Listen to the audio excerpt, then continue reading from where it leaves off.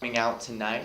Tonight we're going to be talking a little bit about the PSAT. We're going to talk about why the test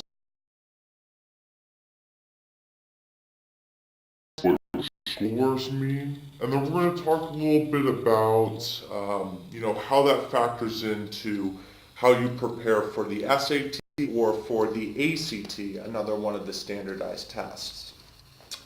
But first and foremost, before I even introduce myself, I really want to thank Dr. Stevenson at Santa Monica High School, as well as you guys, the parents and students, for taking time out of your very, very busy schedules to come sit down with me tonight and learn a little bit more about the PSAT. I know especially in high school, time is very, very tight, so I truly, truly do appreciate it. One more thing I'd like to say before we get started. Some of you may have some questions about the PSAT already. Some of you may even think of some questions as we go throughout the presentation. I'm going to ask you to please hold on those questions until I finish and get through the entire process. At the end, I'll stay for however long it takes for us to get through everything. So I appreciate that. So now to a basic introduction of myself. My name is Troy Sterner. I've been working for Revolution Prep for about a year. Graduated actually in 2010 from the University of Oregon. There I studied philosophy and I also minored in business. So I really wanted to get involved in education, and Revolution Prep was a great fit. So it's been a fantastic year. I absolutely love working for the company. So basically what we're going to cover tonight, first and foremost, is why the test matters. Why do you even have to take the PSAT? How is it factored into the college admissions process? And why you have to go through this grueling process. So another thing we're going to cover is our testing timeline, when you should be preparing to take the test, when you need to ramp up your studying, that sort of thing, when the tests are offered. And once again, I just want to reiterate to please stay after for any additional questions that you guys might have. So one of the first things we're going to talk about, like I said, is why the PSAT and these standardized tests matter in the first place. Well, let me ask you this. How many students out there know one of the factors that goes into the college admissions process? Okay, grades, very good. Grades is definitely the biggest factor in the college admissions process. They say it makes up about 50% of your overall application. So your GPA, which is actually part of your transcript, the transcript is basically not only your numerical GPA, but also the rigor of the classes that you took. In addition, if you took any honors classes, if you took foreign languages, how many years of math, for example, that you took. So all of that goes into your transcript. So that's absolutely the biggest factor. And going off of that question, actually, how long would you say per week that you spend working on homework, studying for tests, working to make sure you keep that GPA as high as possible? Okay, few hours every night. Okay, so that's a pretty significant time investment on your part. You're working extremely hard, and you have been and will have ended up working extremely hard for 4 years to make sure your GPA is as high as it can go. Who can name another factor in the college admissions process? Okay, good, extracurriculars. So what you guys do outside of school, whether this be sports, whether this is any kind of church activities, community service. I'm sure many of you are involved in multiple activities. These are extremely time consuming as well. You have practice or what have you for a couple hours, several nights a week. So that's a pretty significant time impact as well. And can anybody else name the third aspect of the college admissions process?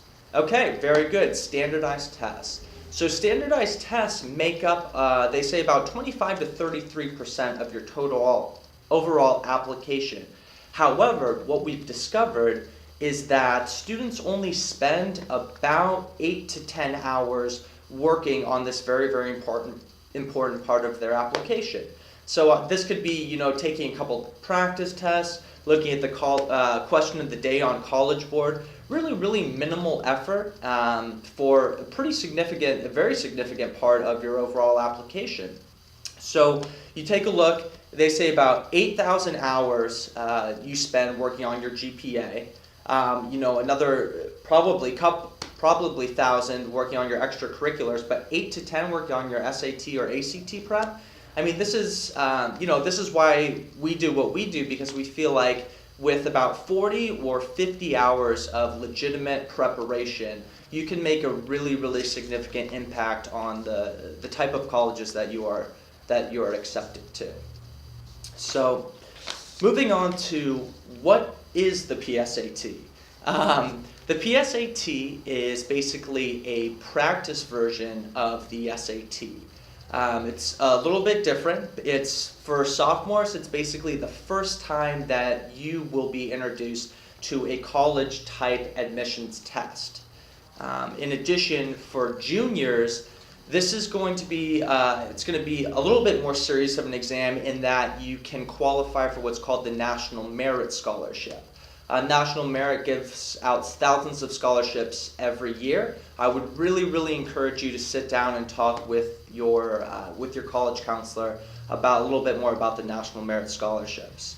And finally, the PSAT is basically a chance to find out where you stand in regard to your standardized test taking. So it will actually measure you up basically against all of the other students taking this test. So now let's talk a little bit about the breakdown of the PSAT. So the PSAT is, first of all, and I'm sure a lot of you guys noticed this while you were taking the test, the PSAT is an extremely long test. It factors out to be about 2 hours and 10 minutes. There's 5 sections on the test, and it's just absolutely grueling. How many of you guys felt just absolutely dog-tired after you were walking out of that test? Okay, exactly. So you can definitely relate. So basically, the long test means that you do need quite a bit of endurance to succeed and to do well on it. Have any of you guys ever taken a test that was that long? I'm sure most of your tests are about 45 minutes, the length of one class period. It takes a lot of work to become good at this test, but the fact of the matter is it is teachable. And with enough work, you can do quite a bit better. Your endurance will go up, and you really, really shouldn't have any problems. So, now, one thing to notice on the SAT is PSAT is the quick switching between the sections. If you found that was fine for you, the SAT is probably a good test for you to consider for your official college application test. However, if you felt that switching gears in that way was way too difficult, you may want to consider the ACT. The ACT is a test where basically we finish up every section in one fell swoop. So you go English, reading, math, science, you do all the questions in one section, and you're completely done with the test. But a little bit more about that later. So now let's talk about what you guys are really interested in, your scores. So if you would, go ahead, open up your score report for the PSAT. We're going to take a look at it. I'm going to point out a few things that you guys should take a look at.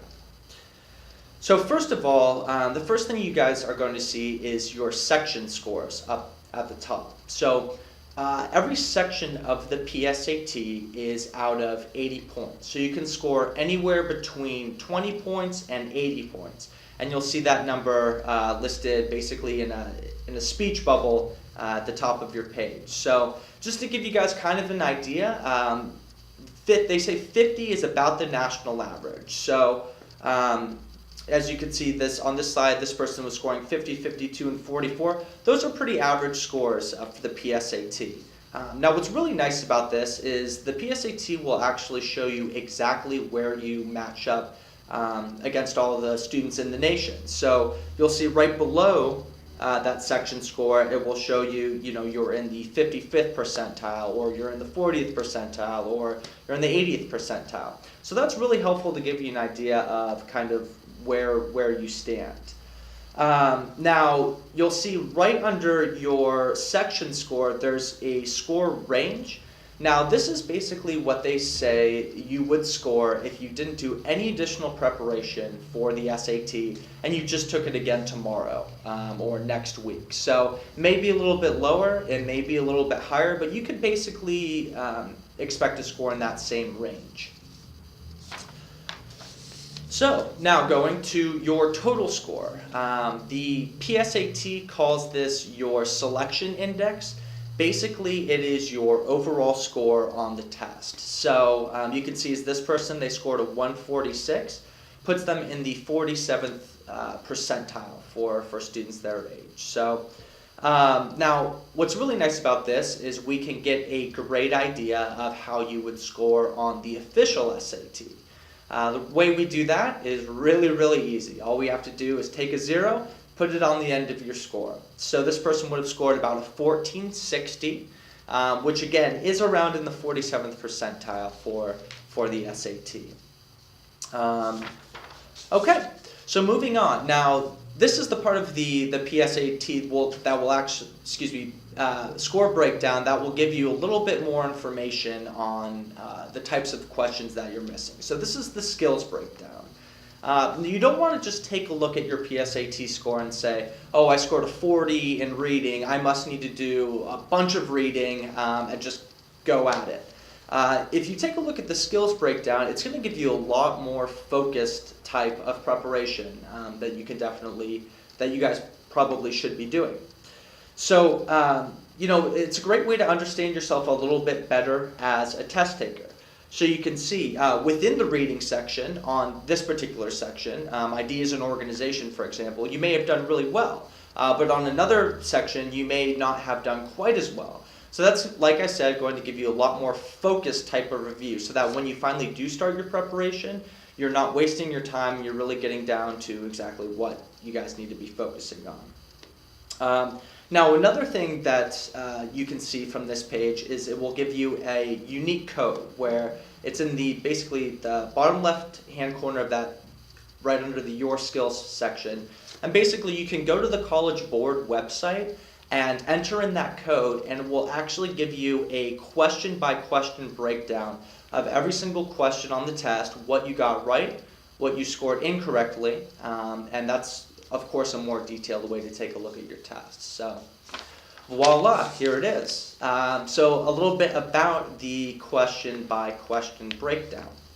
So basically, in the first column, you're going to see the question number, of course. The next column over, you're going to see the correct answer. And then the next column after that, you will see your answer. So, of course, if you got it correct, there's a check mark there. If it's incorrect, it will show you the score that you actually put. Now, even beyond that, you can see there's a couple things. If there's a small o, a lowercase o, that means you omitted or skipped the question. But I think what's very, very helpful about this particular section of the PSAT is that it will tell you, College Board will actually tell you the difficulty of the tests, or of the questions. So it's either easy, medium, or hard, basically. And you can see the little designation right next to the question. So you can say, okay, I scored a 60 in math, but I was missing quite a few easy and medium level questions. Now that can actually tell you quite a bit. If you're missing easy or medium level questions, it probably means that you were rushing through the test and trying to get through everything. Now, an incredibly important thing to remember about the PSAT and the SAT is that every single question is worth the exact same amount of points on the test, no matter the difficulty. So this is probably a lot different than what you're used to seeing in school, where easy questions are 1 point or 2 points. More in-depth questions are 3 or 4 points, maybe even some extra credit you'll get it for the really, really difficult questions. With the SAT and the PSAT, just forget about all of that. Every single question on the test is worth the exact same amount.